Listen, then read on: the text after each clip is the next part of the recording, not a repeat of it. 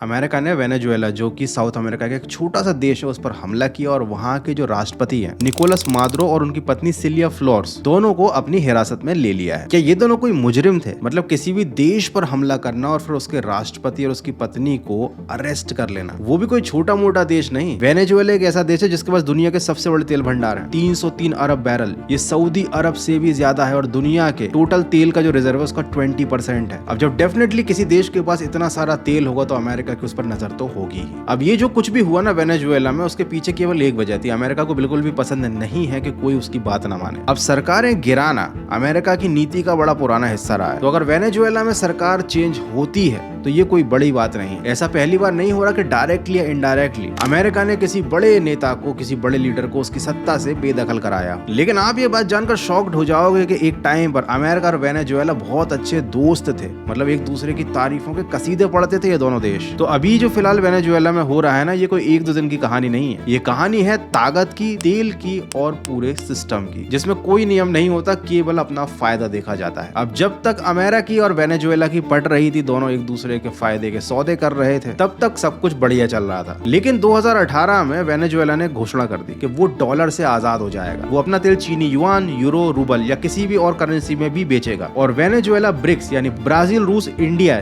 China और south Africa में शामिल होने की कोशिश कर रहा था। और चीन के साथ ये सीधे सीधे एक पेमेंट चैनल बना रहा था जो कि स्विफ्ट, जो कि डॉलर पर आधारित एक बैंकिंग सिस्टम है, उसको बाईपास कर देता है। मतलब वेनेजुएला डॉलर से डिपेंडेंसी खत्म करना चाहता था। अब अमेरिका के लिए बहुत बड़ा खतरा था, क्योंकि अगर एक बार ऐसा कोई देश कर देता तो फिर बाकी देश भी करते, और यहाँ से खतरे में आ जाता अमेरिका का पेट्रो डॉलर सिस्टम। अब ये पेट्रो डॉलर सिस्टम क्या होता है? इस सिस्टम के अकॉर्डिंग दुनिया में तेल की जितनी भी खरीद फरोख्त होगी वो सब डॉलर्स में ही होगी, चाहे देश कोई सा भी हो, तेल कहीं पर भी निकले। 1960 और 70s के दशक में यूनाइटेड स्टेट्स ने सऊदी अरेबिया जैसे तेल वाले देशों से समझौता किया कि वो तेल को डॉलर्स में ही बेचेंगे, बदले में अमेरिका उनको सुरक्षा प्रदान करेगा। इससे क्या हुआ, हर देश को तेल तो चाहिए, तो तेल खरीदने के लिए डॉलर चाहिए, सारे देश डॉलर से इकट्ठा करने लग गए और इस तरह से डॉलर दुनिया की सबसे ताकतवर करेंसी बन गई। अब अमेरिका जितने चाहे उतने डॉलर छाप सकता था, अपने घाटों को कवर कर सकता था, दुनिया की सबसे पावरफुल इकोनॉमी बना रह सकता था, और जो भी इस सिस्टम से निकलने की कोशिश करता उस देश में पॉलिटिकल इनस्टेबिलिटी ला दी जाती, उस देश पर तरह तरह के सैंक्शंस लगाए जाते ताकि वो देश दबाव में आकर अमेरिका के या कहें डॉलर के खिलाफ ना जाए। इराक के सद्दाम हुसैन और लीबिया के गफ्फारी के साथ जो हुआ, अगर आप उस पर थोड़ी सी स्टडी करोगे ना, तो आपको अमेरिका का ये पूरा पैटर्न बड़े आराम से समझ में आ जाएगा। अब देखो, सत्ता बदलेगी वेनेजुएला में और सत्ता बदलने के साथ चेहरा भी बदलेगा, लेकिन वेनेजुएला टेक्निकली अब अमेरिका का हो गया है और उसका तेल भी। और ये सब कैसे हुआ? युद्ध की वजह से नहीं। अमेरिका ने वेनेजुएला पर पहले बहुत सारे सैंक्शंस लगाए, जिसकी वजह से वेनेजुएला ना तेल बेच पा रहा था, ना ही कहीं से दवाइयां खरीद पा रहा था। वहां बेरोजगारी बढ़ गई, वहां पर महंगाई आसमान छूने लगी, जनता को लगा कि ये सरकार तो बेकार है, जनता सरकार के खिलाफ हो गई, करोड़ों लोगों ने देश छोड़ दिया, लोग सरकार को कोसने लगे। और शायद यही तो पैटर्न था। लेकिन मैं ये नहीं कह रहा कि वेनेजुएला की जो सरकार थी वो दूध की धुली थी। किसी भी देश की सरकार दूध की धुली नहीं होती है, लेकिन जब किसी देश के बड़े लीडर को रास्ते से हटाना होता है तो यही पैटर्न फॉलो किया जाता है। देश में महंगाई, बेरोजगारी या फिर किसी और मुद्दे को लेकर गृह युद्ध जैसे हालत पैदा किए जाते हैं। उस नेता की छवि को इंटरनेशनली खराब किया जाता है और फिर हीरो बनकर बीच में कूदता है अमेरिका। तो रास्ते का कांटे बने हुए लीडर को हटाने का सबसे फिक्स पैटर्न यही है। तो वेनेजुएला की ये जो लड़ाई है ना, ये बंदूकों से नहीं लड़ी गई है, और मॉडर्न जमाने में कोई भी लड़ाई टेक्निकली बंदूकों से नहीं लड़ी जाती, वो लड़ी जाती है अर्थव्यवस्था के थ्रू। और ये जो भी हो रहा है ना, इससे एक चीज तो क्लियर हो गई है कि ये कानून जो होते हैं ना, ये